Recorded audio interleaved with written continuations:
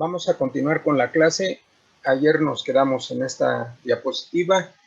No sé si tengan alguna pregunta que hacer antes de que avancemos.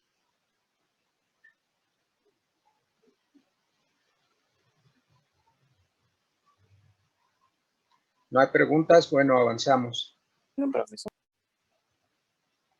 Miren, ya les había yo comentado acerca de la proteína que se llama alfa-sinucleína. Se llama alfa-sinucleína porque su estructura tridimensional es de alfa hélice y esta proteína, cuando por alguna razón se produce en mayor cantidad de la necesaria, como puede ser por algún mal funcionamiento de alguno de los genes que les presenté, lo que comienza a ocurrir es que se comienzan a formar lo que se llaman oligómeros, se unen entre sí los monómeros y estos oligómeros, como tienden a unirse unos con otros, esto influye o puede influir sobre su estructura tridimensional, y en lugar de tener estructura tridimensional de alfa hélice, se comienzan a formar estructuras tridimensionales de tira plegada beta, como seguramente les enseñaron en bioquímica, y se forman fibrillas que terminan formando lo que se llaman cuerpos de Lewy. Estos cuerpos de Lewy están presentes en condiciones normales en las neuronas, pero lo importante es la cantidad de cuerpos de Lewy que uno pueda tener en las neuronas. Con la edad, estos cuerpos de Lewy se van acumulando, pero en estos casos, pues, hay una acumulación excesiva y esto contribuye a la muerte celular. Como pueden ustedes ver, aquí señala que cualquiera de estos, los oligómeros, las fibrillas, pueden conducir a la muerte de las neuronas a través de que la función de la alfa-sinucleína está alterada. Ya les habíamos dicho que participa en el reciclamiento vesicular, también pueden producir daño mitocondrial y alteración de las propiedades de las membranas. Esto eventualmente lleva a la muerte celular. Esto ocurre en particular en las neuronas dopaminérgicas del sistema nigroestriadal. ¿Alguna pregunta?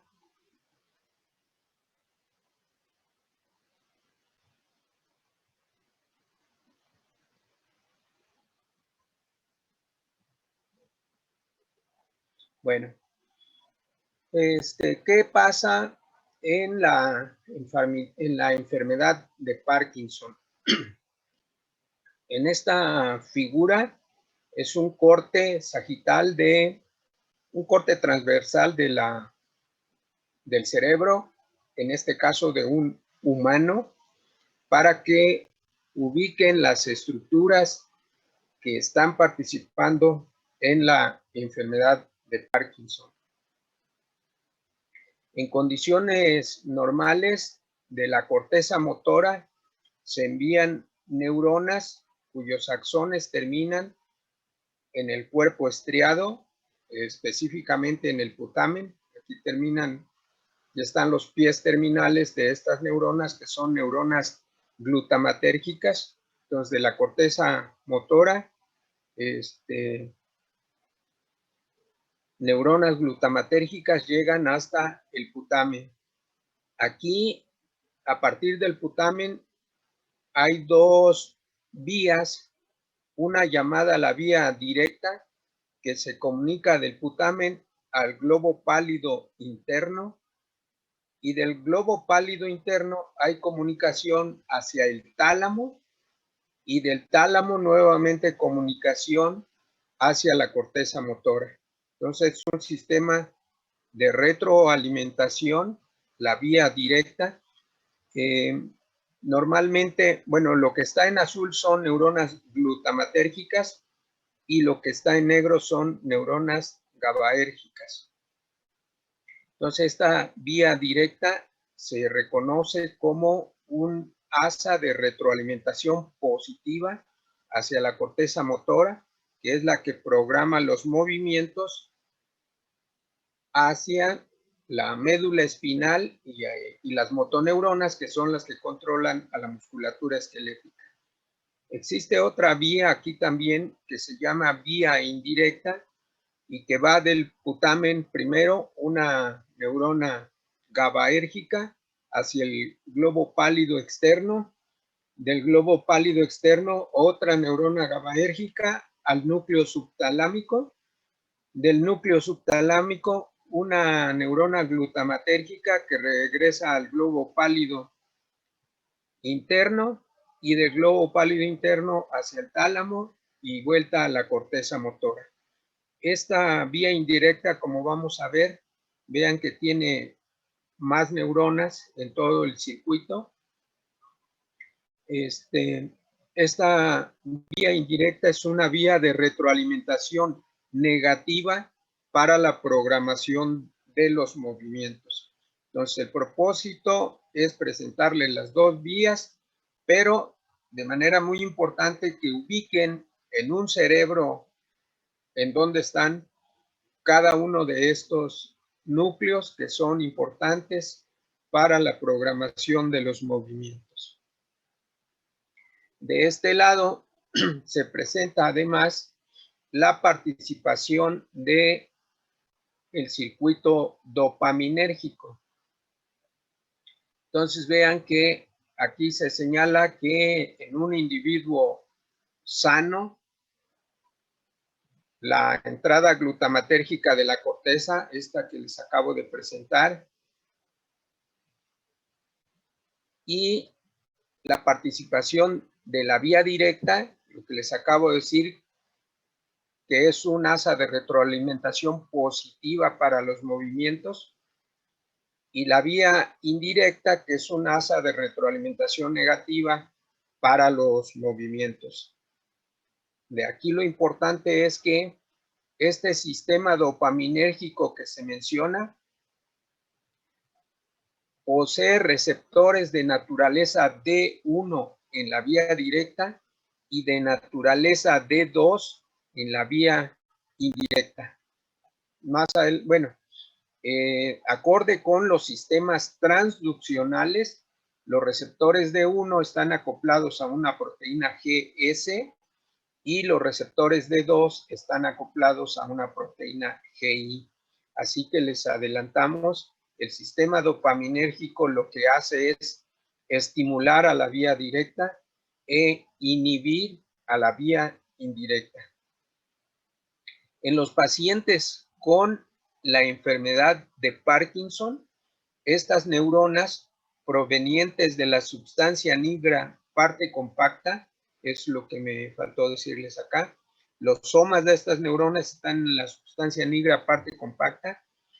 Cuando estas neuronas neurodegeneran o degeneran simplemente, entonces se pierde tanto la acción D1 positiva sobre la vía directa, entonces la vía directa reduce su actividad, se pierde el asa de control negativa sobre la vía indirecta y entonces la vía indirecta, que es de retroalimentación negativa, pues se vuelve hiperactiva y esto es lo que produce, bueno, la falta de la actividad del asa de retroalimentación positiva y la hiperactividad del asa de retroalimentación negativa es lo que produce los trastornos en el movimiento.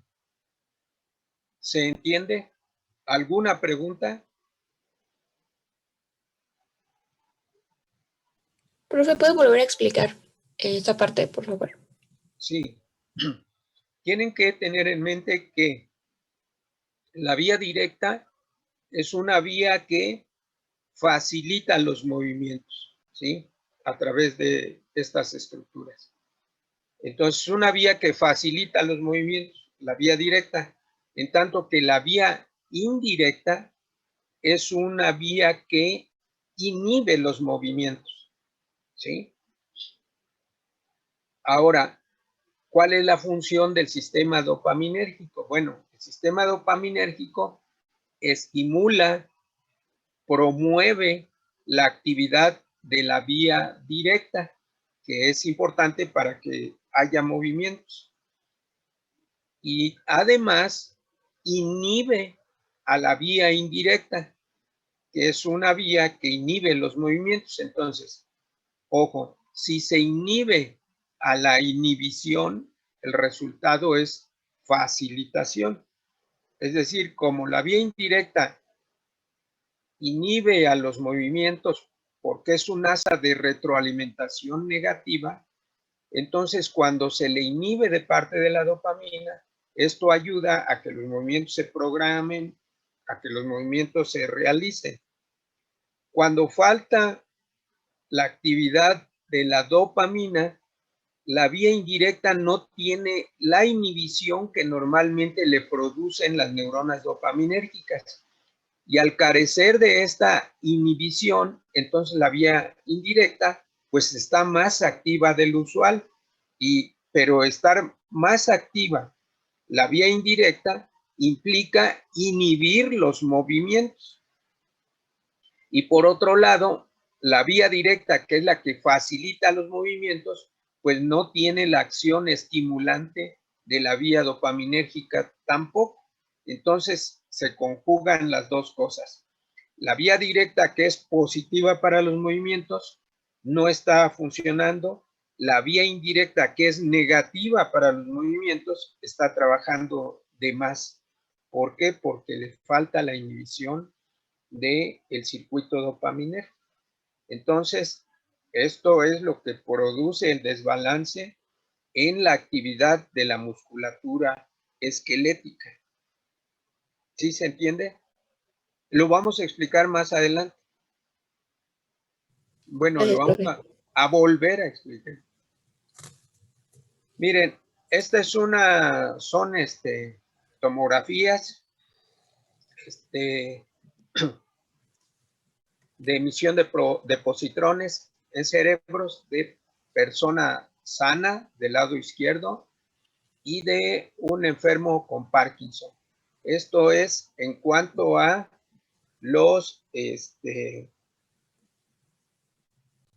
las terminales dopaminérgicas, la cantidad de dopamina que existe en un cerebro sano y en un cerebro de un paciente con Parkinson.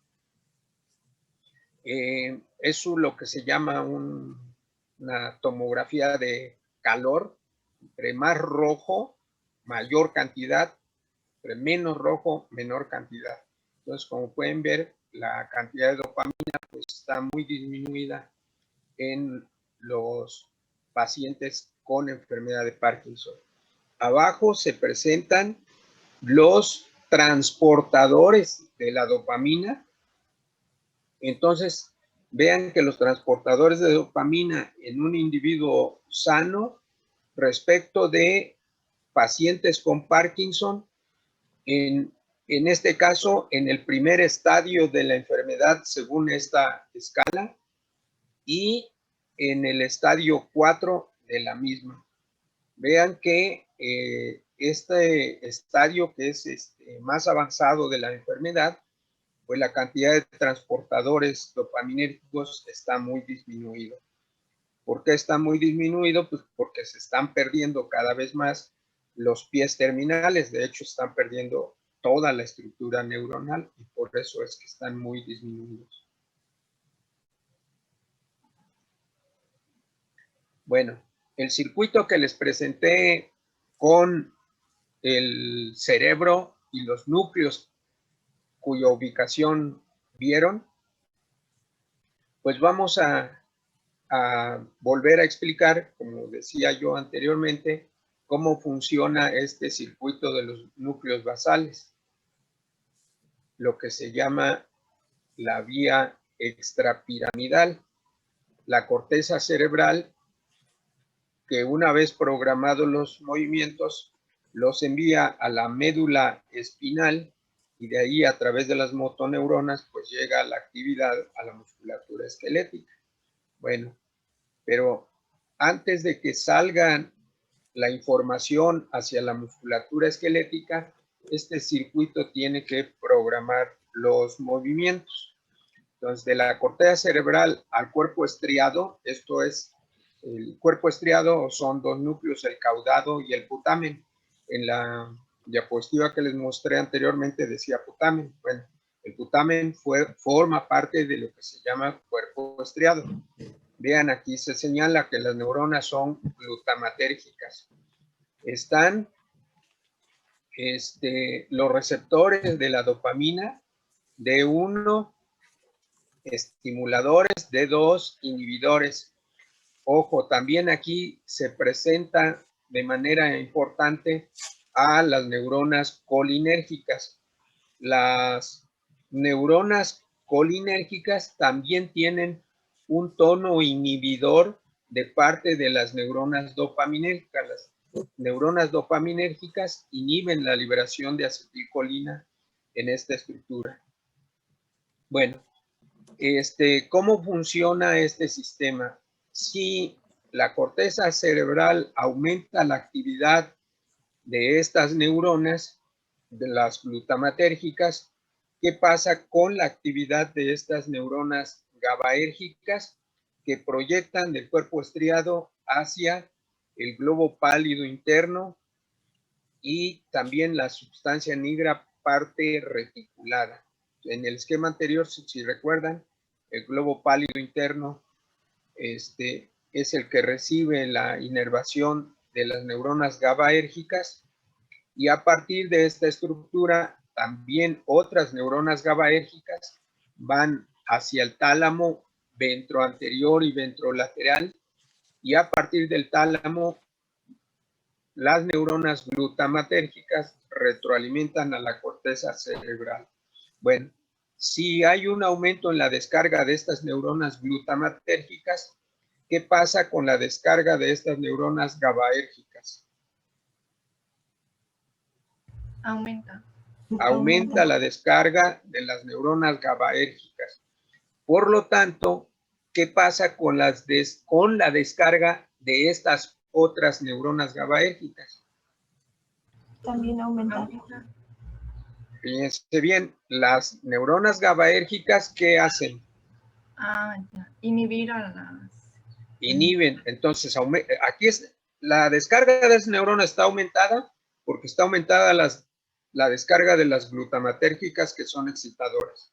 Bueno, el aumento en la descarga de estas GABAérgicas, ¿qué efecto va a tener sobre la descarga de estas otras que también son GABAérgicas? Disminuirla.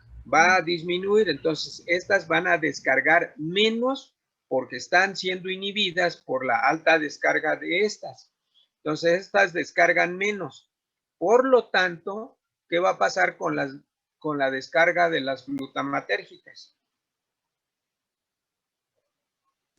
Aumentar. Va a aumentar, sí, va a aumentar la descarga de estas neuronas glutamatérgicas y esto va a facilitar la salida de la información hacia la médula espinal. Bueno, esto es la vía directa, ¿sí? Y entonces, como pueden ver, esta vía directa es una vía de retroalimentación positiva, facilitadora de los movimientos. Bueno, si vemos ahora qué pasa con la vía indirecta, entonces hay aumento en la descarga de las neuronas glutamatérgicas. ¿Qué pasa con la descarga de estas GABAérgicas? Aumenta. Aumenta también hacia el globo pálido externo. Entonces, el aumento de la descarga de estas neuronas GABAérgicas, ¿qué va a pasar con la descarga de estas neuronas? Disminuye. Disminuye. Va a disminuir, estas neuronas van a descargar menos porque están inhibidas por la descarga de estas. Entonces descargan menos. ¿Y qué pasa con estas neuronas glutamatérgicas? Del núcleo subtalámico al globo pálido interno. Aumenta su Aumenta. Aumenta la descarga de estas neuronas glutamatérgicas. Por lo tanto, ¿qué pasa con la descarga de estas neuronas? Aumenta también. Aumenta también. Si está aumentada de estas glutamatérgicas que son positivas, excitadoras, entonces aumenta la descarga de estas neuronas GABAérgicas. Por lo tanto, ¿qué va a pasar con la descarga de estas glutamatérgicas? Disminuye. Disminuye la descarga de estas neuronas glutamatérgicas. Entonces, al disminuir, entonces esto es una retroalimentación negativa. Entonces, descargan menos, estimula menos a la corteza motora cerebral y por lo tanto la salida hacia la médula espinal va a estar disminuida. Entonces, vean que esto que les había planteado sobre la vía directa es estimuladora de retroalimentación positiva, en tanto que la vía indirecta es inhibidora o de retroalimentación negativa. Y entonces, si ahora pensamos en el efecto de la sustancia negra parte compacta a través de las neuronas de proyección que son dopaminérgicas, entonces estas neuronas dopaminérgicas llegan aquí al estriado y la dopamina que se libera estimula los receptores D1 de la vía directa. Estos receptores D1 son estimuladores y también estimula a los receptores D2 en la vía indirecta. Es lo que ya habíamos planteado anteriormente. La dopamina entonces estimula a la vía directa, que normalmente es de retroalimentación positiva, y además inhibe la actividad de la vía indirecta, que es de retroalimentación negativa. O sea, la dopamina inhibe a la vía indirecta, que es inhibidora, y por tal razón la acción de la dopamina, tanto en la vía directa como en la vía indirecta, es facilitadora de la programación de los movimientos. ¿Queda claro? ¿Alguna pregunta? No, profe. Bueno, entonces, avanzamos. Esta es la organización. Por cierto, regreso tantito. Estas neuronas que van del cuerpo estriado hacia el globo pálido interno o hacia el globo pálido externo, estas neuronas, las neuronas son GABAérgicas, aquí lo dice, lo hemos dicho. Estas neuronas GABAérgicas se llaman neuronas espinosas medianas. Y aquí está la representación de una neurona espinosa mediana, o sea que este soma es el soma de una neurona GABAérgica que está en el cuerpo estriado y cuya prolongación va hacia el globo pálido, sea el interno o el externo. Y vean un esquema de cómo está arreglada la inervación de esta neurona por interneuronas colinérgicas, por las neuronas glutamatérgicas que provienen de la corteza motora, por las neuronas dopaminérgicas que provienen del sistema nigroestriadal, aquí están, y bueno, las colinérgicas ya las habíamos mencionado de este lado. Entonces, esto es un esquema de cómo están interrelacionadas las neuronas glutamatérgicas, colinérgicas y dopaminérgicas, para que vean lo complejo que puede ser este circuito. Ahora, ¿qué ocurre? Bueno, Esto es un esquema muy simplificado de lo que ocurre en una persona sana. Esta es la sustancia negra, parte compacta. La neurona dopaminérgica, aquí están los somas, los axones que llegan hasta el cuerpo estriado, en donde se ponen en comunicación, hacen sinapsis con las neuronas GABAérgicas. Aquí está la acetilcolina. Les decía yo que la dopamina que se libera aquí también inhibe la actividad de estas neuronas colinérgicas. Esta neurona GABAérgica tiene, además de receptores dopaminérgicos, también tiene receptores colinérgicos muscarínicos. En la enfermedad de Parkinson, estas neuronas son las que mueren y entonces falta la actividad de la dopamina sobre estas neuronas GABAérgicas, tanto de la vía directa como la vía indirecta, como ya lo habíamos mencionado. Entonces falta la inhibición de la dopamina sobre las neuronas colinérgicas y estas se vuelven hiperactivas en la enfermedad de Parkinson.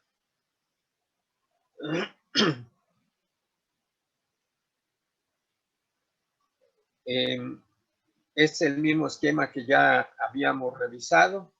Entonces, si falta la dopamina aquí en el cuerpo estriado, la vía directa va a trabajar menos porque le falta el factor estimulación dopaminérgico y la vía directa ya saben que es estimuladora, entonces va a estar hipoactiva comparado con una persona sana.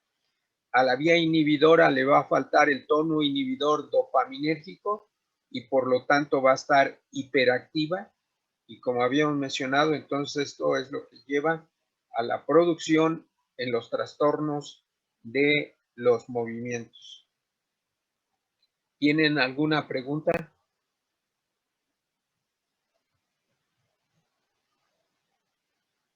Avanzamos. Bueno, esta es la neurona dopaminérgica, es muy semejante a lo que vimos en general con las catecolaminas. Solo vamos a recordar rápidamente que la síntesis de la dopamina inicia con el transporte de la tirosina y la tirosina a través de la descarboxilasa se transforma en levodopa, la hidroxifenilalanina, y a través de la descarboxilasa se transforma en dopamina. La dopamina se almacena en estas vesículas y esta dopamina almacenada en las vesículas, cuando llega un potencial de acción y se activan los canales de calcio, se produce la exocitosis, la dopamina se libera y va a actuar sobre los receptores postsinápticos. En este caso, de nuestro interés, los receptores D2 de la vía directa, los receptores D1, perdón, de la vía directa y los receptores D2 de la vía indirecta. ¿Alguna pregunta? Bueno, importante de recordar, por lo que vamos a ver adelante, es que la dopamina se puede metabolizar a través de estas dos enzimas que ya habíamos mencionado. Uno, la monoamino oxidasa, que lo que hace es desaminar oxidativamente y se sintetiza el ácido hidroxifenilacético. Y el otro, muy importante, la metilación por parte de la catecol o metiltransferasa, la metilación en el hidroxilo del carbono 3 de este benceno. Y se forma entonces la 3-metoxitiramina, que cualquiera de estos metabolitos finalmente termina en el ácido homovanílico. Bueno, entonces vean que es muy importante la participación tanto de la catecol o metiltransferasa como de la monoamino oxidasa para terminar con la actividad de la dopamina.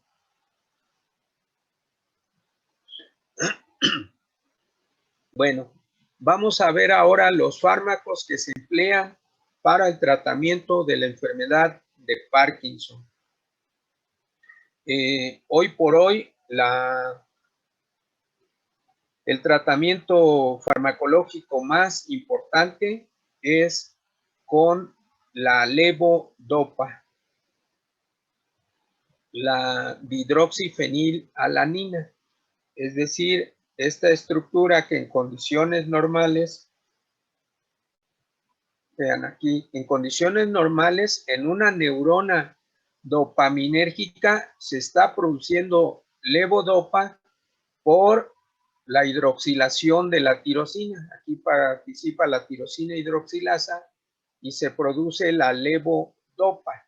Bueno, el tratamiento consiste entonces en dar exógenamente ciertas dosis, ciertas cantidades de levodopa con el propósito de que se incorpore a este sistema y se sintetice dopamina. Entonces, pero de acuerdo con lo que ya vimos, la levodopa también puede ser metabolizada por la catecol o metiltransferasa y entonces parte de la dosis de levodopa se puede gastar, digamos, por el metabolismo con la catecol o metiltransferasa. Bueno, la levodopa que se administra también puede ser descarboxilada por la descarboxilasa de los L-aminoácidos aromáticos y dar lugar a la dopamina. Esto es lo que se busca. Este es el efecto que se persigue cuando se administra levodopa.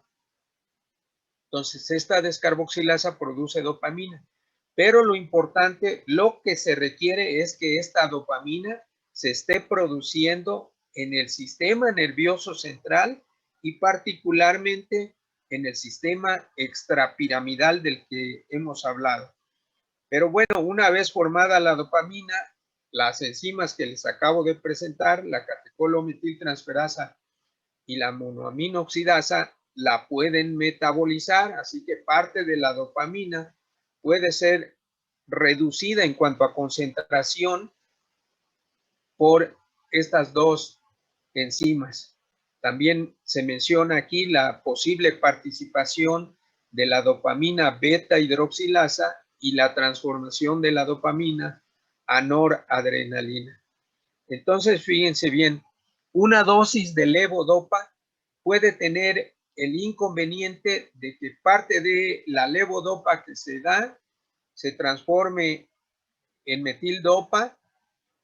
La parte de lo que se da puede ser metabolizada por la descarboxilasa y dar dopamina, pero esto no necesariamente ocurre en el sistema nervioso central, puede ocurrir en la periferia, en las terminales simpáticas del sistema nervioso autónomo, y ahí se puede consumir parte de esta levodopa y luego ser metabolizada, o incluso en el sistema nervioso central, la dopamina que se produce pues puede ser metabolizada por estas vías.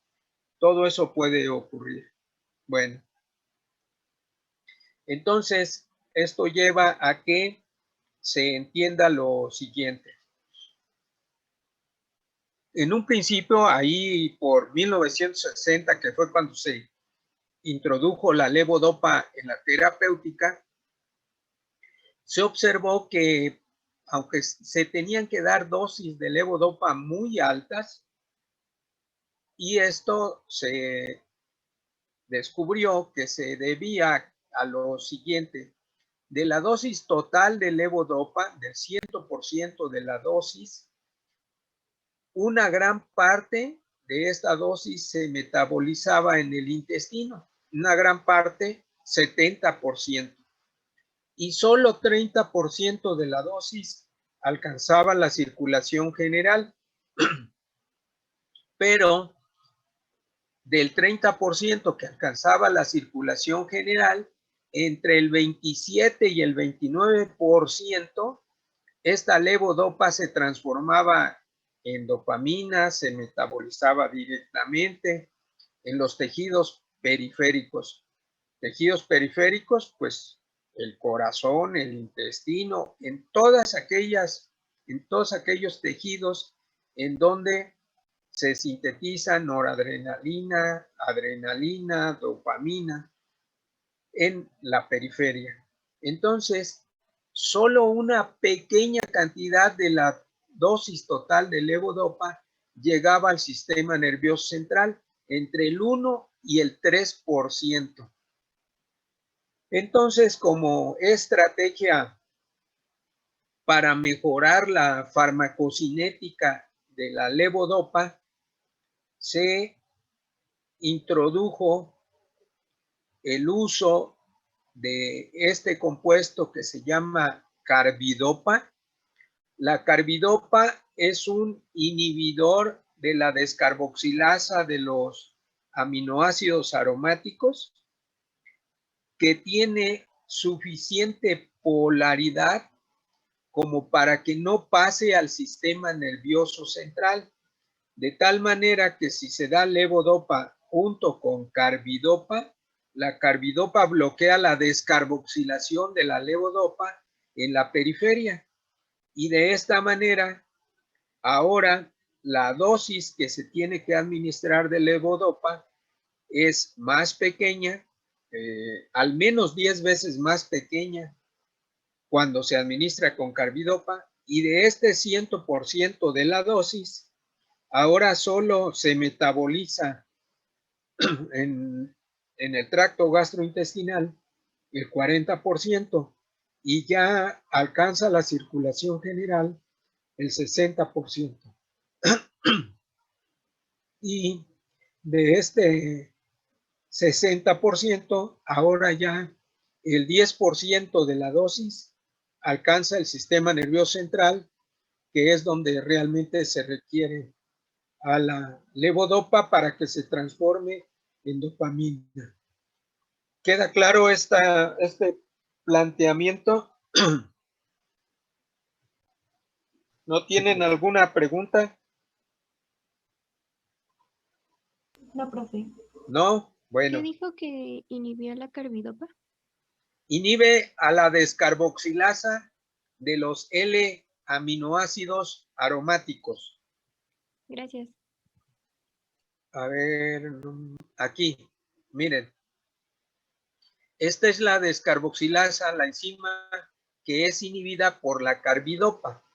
Pero, ojo, esta carbidopa no pasa al sistema nervioso central, de tal manera que la descarboxilasa que se inhibe es la descarboxilasa periférica, la descarboxilasa que está presente en las terminales simpáticas del sistema nervioso autónomo.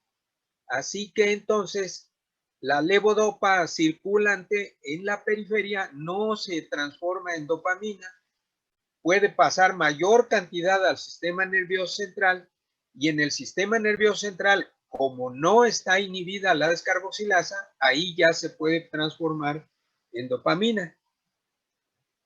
¿Se entiende? Sí, profe.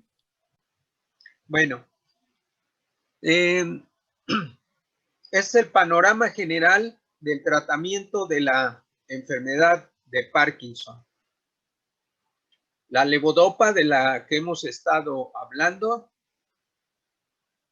de fármacos que inhiben a la descarboxilasa en la periferia, aquí los señalan, bueno, este cuadro general tiene dos compartimientos, la periferia, que está como en rosita, y el sistema nervioso central o cerebro, como dice aquí, que está como entre azul y gris, no sé cómo lo vean. Bueno, grisecito parece. Bueno, es en estos dos compartimientos. Bueno, la carbidopa y ahora hay un compuesto más, un fármaco más que se llama benseracida, también inhibe a la descarboxilasa en la periferia. ¿Por qué solo en la periferia? Porque la polaridad de estos compuestos es suficiente como para que no penetren en cantidades apreciables al sistema nervioso central y hagan que la levodopa en la periferia se mantenga en más altas concentraciones. También hay inhibidores de la catecol o metiltransferasa. Actualmente ya hay tres, la entacapona, la tolcapona y la opicapona, que no está aquí. De estas dos, la tolcapona se ha observado que tiene o produce efectos hepatotóxicos y ya ha perdido interés por esta razón, pero la entacapona se sigue utilizando como inhibidor de la catecol o metiltransferasa. Entonces, estos inhibidores enzimáticos son importantes para que en la periferia la levodopa se mantenga en mayor cantidad y pueda penetrar al sistema nervioso central, en donde debe de transformarse en dopamina. Pero también esta dopamina, muy importante, que se debe de producir en el sistema nervioso central, si no se le cuida, digamos, pues puede ser metabolizada por la catecol o metiltransferasa y por la monoamino oxidasa. Entonces, también existen inhibidores que pueden llegar al sistema nervioso central e inhibir a la MAO-B, que es la isoforma más abundante en el sistema extrapiramidal, que es de nuestro interés. Y al menos se cuentan con dos inhibidores de la MAO-B, la selegilina y la rasagilina. Y para la inhibición de la catecol o metiltransferasa, pues por la razón que les dije anteriormente, se prefiere a la entacapona. También, como la dopamina debe de ejercer sus acciones sobre receptores D1, D2, no es extraño que se puedan utilizar agonistas de estos receptores. Agonistas como el pramipexol, el ropinirol, que se pretenden son selectivos para los receptores D2, y la bromocriptina, la apomorfina, la cabergolina, que son derivados de las ergolinas, pero que no son selectivos, que pueden estimular tanto a los receptores D1 como a los D2. Y se plantea aquí, sea la dopamina a través de sus receptores o cualquiera de estos, es lo que va a conducir a la mejoría de los signos y síntomas de la enfermedad de Parkinson. Entonces, esto es lo que vamos a revisar rápidamente en adelante. ¿Alguna pregunta? También, ¿por qué últimamente se ha tenido el interés sobre, por ejemplo, la marihuana también como para el empleo del tratamiento de la enfermedad de Parkinson? En una diapositiva más adelante vamos a revisar en general cuáles son los enfoques que se tienen actualmente para el tratamiento de la enfermedad. Lo que está planteado en esta diapositiva son los tratamientos que están claramente establecidos, fármacos que han sido aprobados ya por las agencias de fármacos y alimentos, tanto en Estados Unidos como en Europa. Entonces, son los tratamientos establecidos. Y adelante vemos algunos tratamientos que están en vías de desarrollo. Profe, Sí. la carbidopa y la entacapona y todos esos también inhiben a las enzimas, a esas enzimas. Sí, pero a enzimas diferentes. La carbidopa inhibe a la descarboxilasa y la entacapona inhibe a la catecol o metiltransferasa. Y los otros, la seligilina inhibe a la monoamino oxidasa. Entonces, ojo, miren aquí. Carbidopa y benseracida inhiben a la descarboxilasa de los aminoácidos aromáticos. Entacapona, tolcapona y opicapona inhiben a la catecol o metiltransferasa. Y bueno, estas, carbidopa, benseracida, entacapona, tolcapona, inhiben a las enzimas que metabolizan a la levodopa. Y por otra parte, la monoamino oxidasa, que es la compañera de la catecol-O-metiltransferasa, también puede ser inhibida. Y aquí son la selegilina y la rasagilina, las que son de utilidad, que actualmente están aprobadas para su uso en los pacientes con enfermedad de Parkinson. Y aquí, pues nuevamente, bueno, sería el entacapona y la nueva que acá es más o menos de reciente introducción, la opicapona. Bueno, entonces, ojo, sí, estos que están en estos cuadritos, acá también, son inhibidores enzimáticos, pero ¿cuáles son los blancos enzimáticos? La descarboxilasa, la catecol-O-metiltransferasa y la monoamino oxidasa, ¿sí?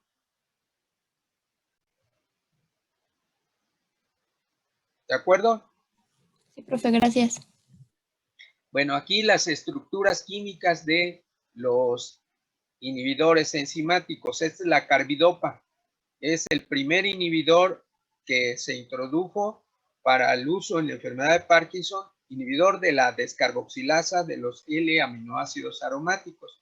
Vean que su estructura es muy parecida al de las catecolaminas, solo que tiene sustituciones en el carbono alfa y una hidracina aquí en el grupo amino. Bueno, la más reciente inhibidora de la dopa descarboxilasa es la benseracida. Esta es su estructura. Vean que también se parecen a las catecolaminas. Y este es el inhibidor de la catecol-O-metiltransferasa, la entacapona. Vean que también su estructura se parece al de las catecolaminas.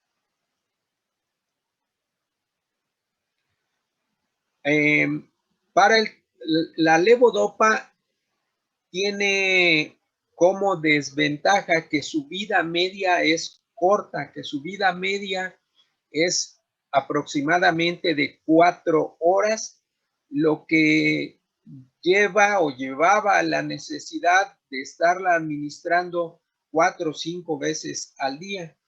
Bueno, por esta razón vean que cuando se utiliza una preparación de liberación inmediata de carbidopa junto con levodopa, o sea, en las tabletas ya están juntas tanto la carbidopa como la levodopa, pues el perfil farmacocinético es el que está aquí en negro. Vean que hay un pico más o menos rápidamente en 1 hora, pero también declina rápidamente la concentración y luego pues esto hace necesario volver a administrar otra tableta para mantener ciertos niveles de levodopa en circulación.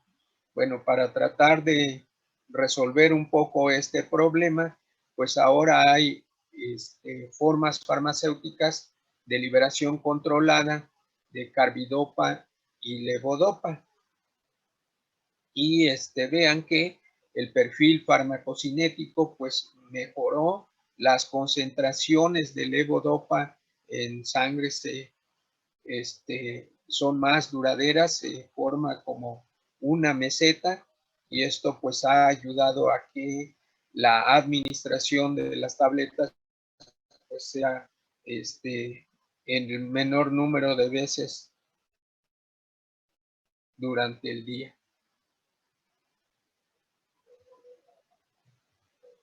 ¿Se entiende? Sí, profe. Sí, profe.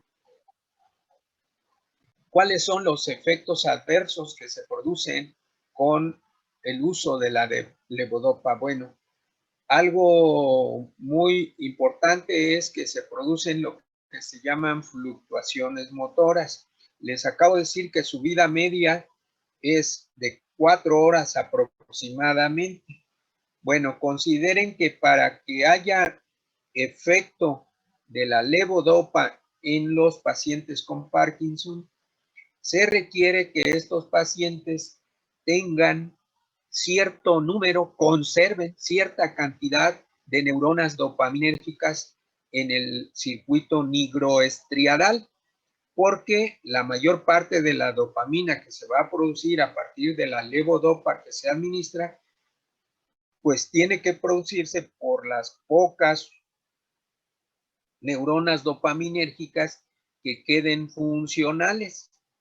Pero en la medida en que la enfermedad avanza en estos pacientes porque la neurodegeneración no se detiene, entonces cada vez hay menos neuronas dopaminérgicas que capten la levodopa, que la transformen en dopamina y que ésta sea suficiente para modular la actividad del sistema extrapiramidal y que los trastornos de la enfermedad se reduzcan.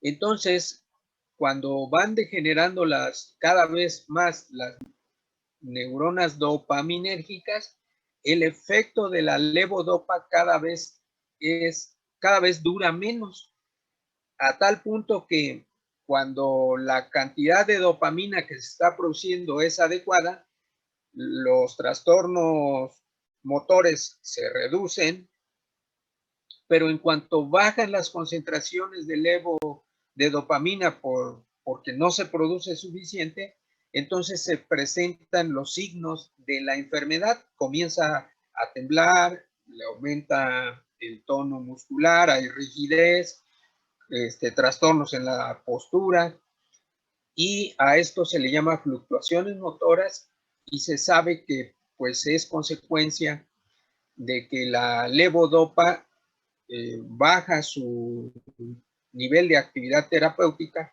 debido a que cada vez hay mayor pérdida de neuronas dopaminérgicas. Entonces, por esa razón se llegan a presentar las fluctuaciones motoras después de cierto tiempo de tratamiento. También algo que se presenta en estas personas es lo que se llama discinesias. Discinesias quiere decir trastornos en los movimientos, pero particularmente comienza a haber alteraciones en los ciclos de contracción y relajación en la cara de los pacientes y también en las extremidades. Estas discinesias pues son el resultado del tratamiento crónico con la levodopa y es inevitable que se presenten. Se presentan con mayor probabilidad en personas de mayor edad, o sea, entre más edad se tiene, más propenso se vuelven las personas a la producción de discinesias por el tratamiento con la levodopa. También se presentan trastornos en el control de los impulsos en los pacientes que están recibiendo levodopa. Puede haber ludopatía, tendencias a comprar medicamentos, se vuelven como adictos a los medicamentos, los almacenan, puede haber hipersexualidad incluso, y ahora con los nuevos medios, hasta se observa abuso en el uso de las redes del internet. A esto es a lo que se llama trastorno del control de los impulsos. Y también, muy importante, la presencia de síntomas psicóticos. Esto es porque la levodopa que se administra no solo produce dopamina en el sistema nigroestriadal, también aumenta la producción de dopamina en el sistema mesolímbico, en el sistema mesocortical, ese que estudiamos cuando vimos antidepresivos, Y entonces aquí esta hiperactividad dopaminérgica en el sistema mesolímbico cortical es lo que lleva a la producción de los síntomas psicóticos, particularmente alucinaciones y paranoia. ¿Alguna pregunta? Bueno, las fluctuaciones motoras también se pueden observar en las fluctuaciones electrográficas en el sistema nervioso central. Aquí vean que cuando las concentraciones plasmáticas de levodopa bajan, se tiene esta clase de registro. Estas son las fluctuaciones en el sistema nervioso central de los registros eléctricos, que son muy diferentes a cuando el paciente tiene una concentración adecuada de levodopa. Vean que es muy característico el cambio en la actividad electroencefalográfica en el sistema nervioso central con una buena concentración de levodopa y con falta de levodopa o reducción de la concentración de levodopa en plasma. Y eso pues trae como consecuencia que se manifieste en los trastornos del movimiento. Ahora, como les había yo mencionado, también se emplean para el tratamiento de la enfermedad de Parkinson los agonistas dopaminérgicos. Los no selectivos, en cuanto a que pueden reconocer tanto receptores D1 como D2, el más usado, la bromocriptina, también está la pergolida y la cabergolina. Todos estos son no selectivos en el sentido de que activan tanto a los receptores D1 como a los D2. Están los que se plantean como agonistas selectivos de los receptores D2 como el ropinirol y el pramipexol. Estos solo reconocen a los receptores D2. Aquí un estudio de la eficacia de 3 tipos de tratamiento. Levodopa más benseracida, que es un inhibidor de la descarboxilasa, la seligilina, inhibidor de la monoamino oxidasa B, un agonista no selectivo, la bromocriptina, agonista dopaminérgico no selectivo, y el tratamiento con solo levodopa y la benseracida, el inhibidor de la descarboxilasa de los aminoácidos aromáticos. Se hizo una evaluación del nivel de discapacidad de los pacientes y este nivel de discapacidad que tenían antes del tratamiento se le consideró como 0 y a partir de entonces se fue evaluando en el tiempo el tratamiento con estas 3 estrategias. Hacia arriba significa mejoría de los pacientes con los tratamientos. Vean que los 3 tratamientos producen una buena mejoría en estos pacientes, pero con el paso del tiempo la mejoría va decayendo con los 3 tratamientos, pero el tratamiento que decae más rápidamente, la mejoría en el tratamiento decae más rápidamente en los pacientes que reciben tratamiento con solo bromocriptina. Pero como pueden ver en la abscisa, que es el tiempo en meses, de todas maneras, el tratamiento con bromocriptina más o menos es adecuado como por 3 años, más o menos por 3 años. Los otros 2 son mejores todavía y van, el de levodopa con benseracida es el que se reduce la efectividad al nivel basal en el que estaban los pacientes antes de los 4 años, y el tratamiento más duradero, vean, 72 meses, ¿cuántos años son? Es el tratamiento triple con levodopa, con benseracida y con selegilina. Bueno, de todas maneras, aunque el tratamiento menos eficaz en cuanto a tiempo es el de la bromocriptina, pero fácilmente 3 años sí les ayuda a los pacientes. Lo normal es que cuando la levodopa deja de ejercer sus efectos por las razones que ya les dije, pues no queda otra opción más que utilizar los agonistas selectivos o los agonistas de los receptores dopaminérgicos que actúan de manera directa, que no requieren ser biotransformados en el organismo, que no son profármacos, sino que son fármacos directamente y tienen efecto directo. ¿Alguna pregunta?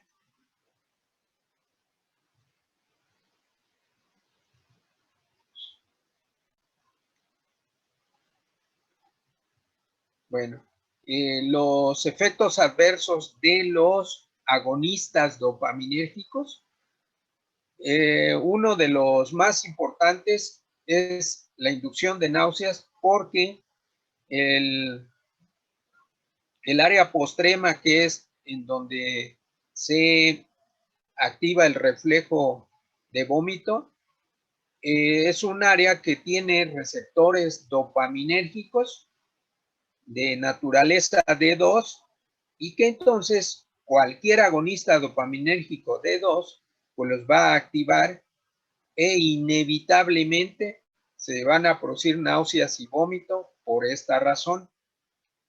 También por los efectos en los receptores dopaminérgicos en la circulación pueden dar origen a hipotensión ortostática, producir sueño en el día, y la psicosis, que como ya les expliqué, es resultado de la activación de los receptores dopaminérgicos en el sistema mesolímbico. ¿Alguna pregunta? No, profe. Los inhibidores de la MAO selectivos, el de prenilo, vean, este es otro nombre de la selegilina. Entonces, la selegilina también se suele llamar deprenilo. Bueno, esta es selegilina y esta es la razagilina. Vean que, bueno, esta estructura que les puse aquí es la estructura de la anfetamina. Bueno, una desventaja de la selegilina es que estructuralmente se parece a la anfetamina y por el metabolismo, ¿sí? Por el metabolismo, la selegilina se transforma en el organismo a anfetamina, lo que da lugar pues a efectos estimulantes en el paciente, a insomnio, y por esta razón se buscaron otros inhibidores selectivos de la MAO, como la razagilina. Vean que la razagilina ya no tiene una estructura semejante a la anfetamina, y una ventaja que se le reconoce actualmente a la razagilina es que esta, cuando se emplea para el tratamiento de la enfermedad, pues no origina anfetamina en el paciente. Profe, Sí. ¿puedo regresar tantito a los efectos adversos? Efectos adversos de los agonistas dopaminérgicos. Gracias. Bueno, estos, entonces, las estructuras de los inhibidores de la MAO selectivos para la isoforma B.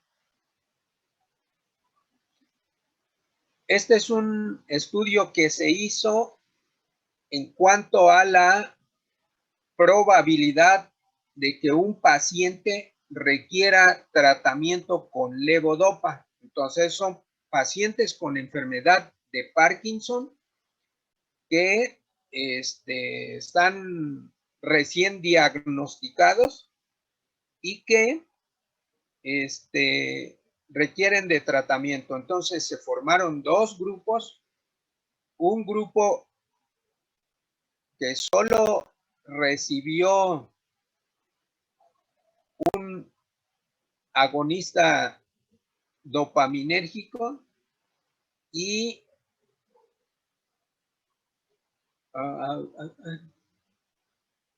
un grupo que además del agonista dopaminérgico recibió deprenil o selegilina, ¿sí? O sea, este grupo además recibió el inhibidor de la monoamino oxidasa B.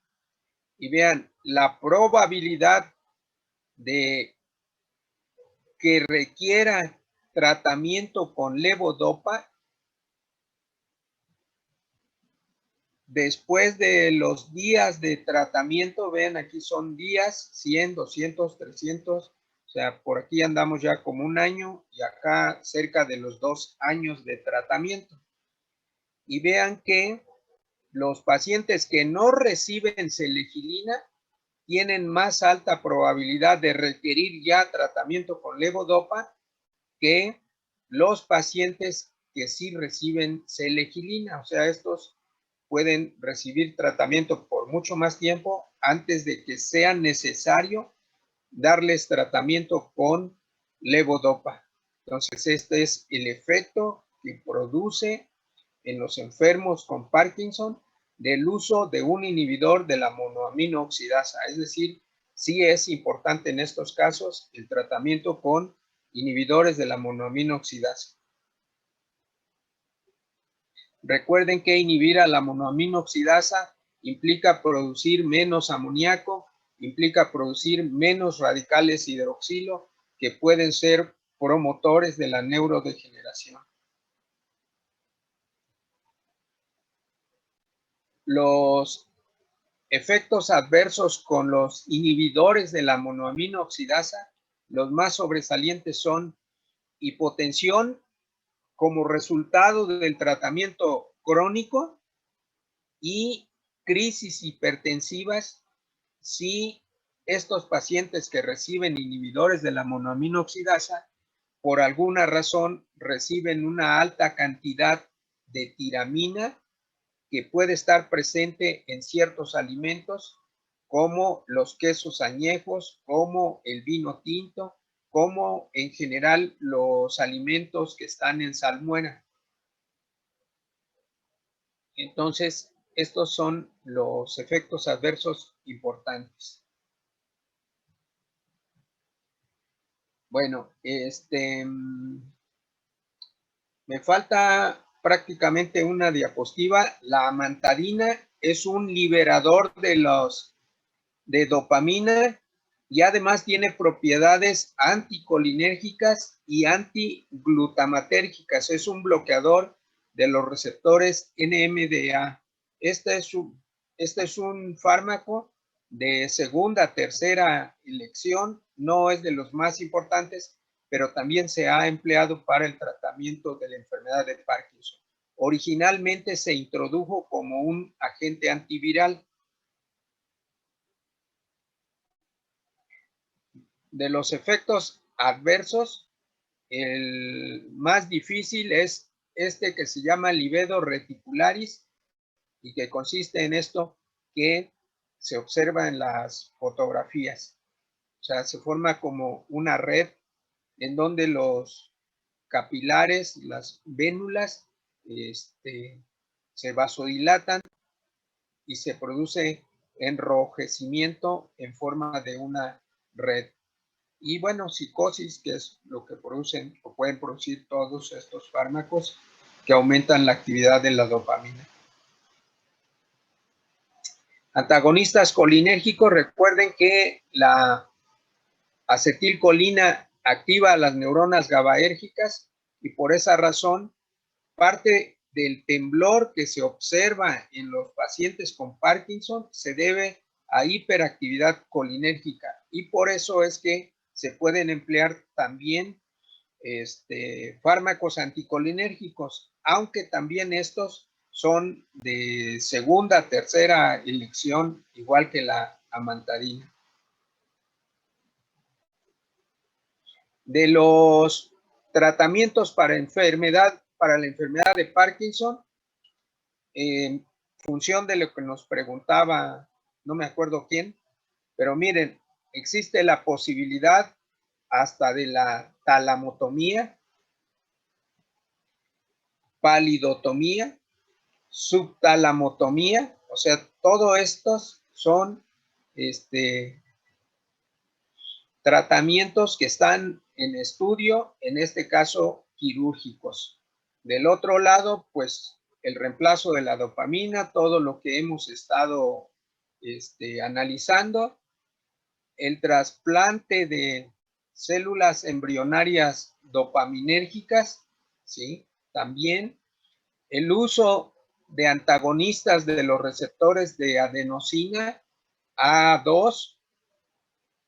Aquí, por ejemplo, se plantea que, por ejemplo, el café sería que quienes toman café tienen menos probabilidad de desarrollar enfermedad de Parkinson, o cuando menos se retrasaría, y en parte es que la cafeína es un antagonista de estos receptores. Los anticolinérgicos ya los mencionamos, fármacos que actúan en los receptores metabotrópicos del glutamato también se están probando, factores tróficos también, y bueno, pues también por esta razón se están probando, pues ahora sí que hasta los cannabinoides.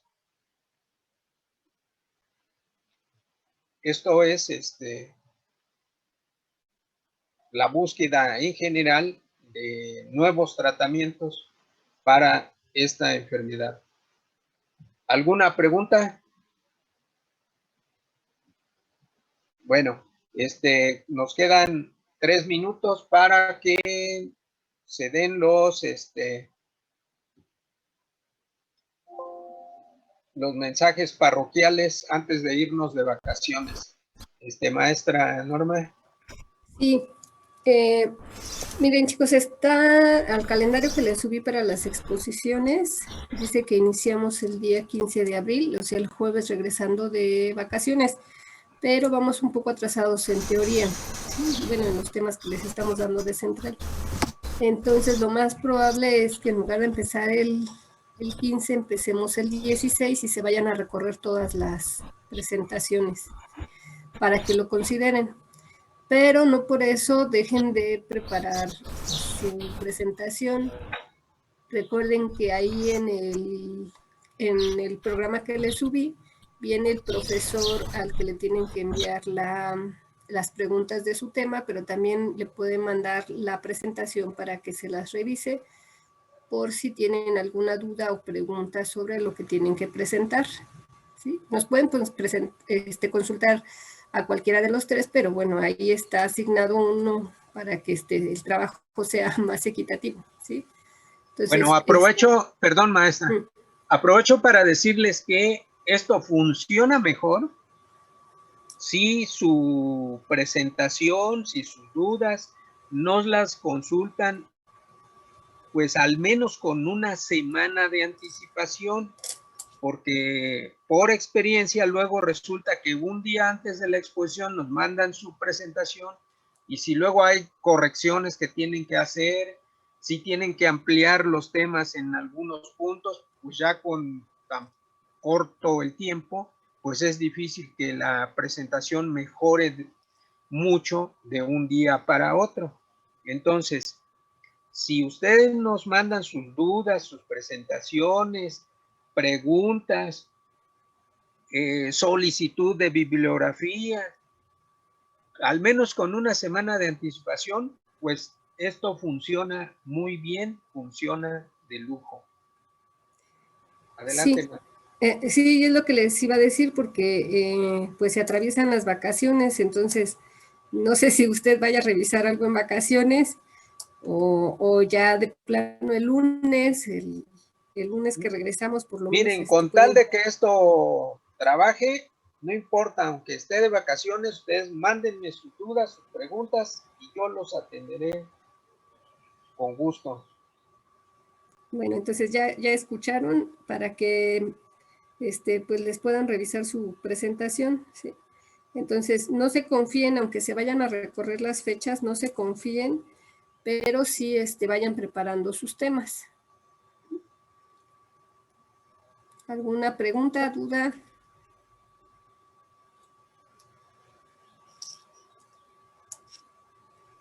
Creo que no. ¿No? No, maestra, Ya se quieren ir gracias. de vacaciones, ¿verdad?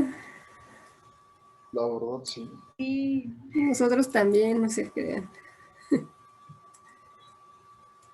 Bueno, ese era el aviso. No sé si quieran dar otro. Y si no, pues ya los dejamos ir. No, de mi parte no. Ya lo importante era Disfruten sus vacaciones, no vayan a fiestas COVID. Cuídense. Gracias, hasta luego. esté muy bien. Pero- Hasta luego, profesora. Traten de despejarse, descansar, Los que Gracias. puedan. los que puedan, sí. Hasta luego. Hasta luego. Si no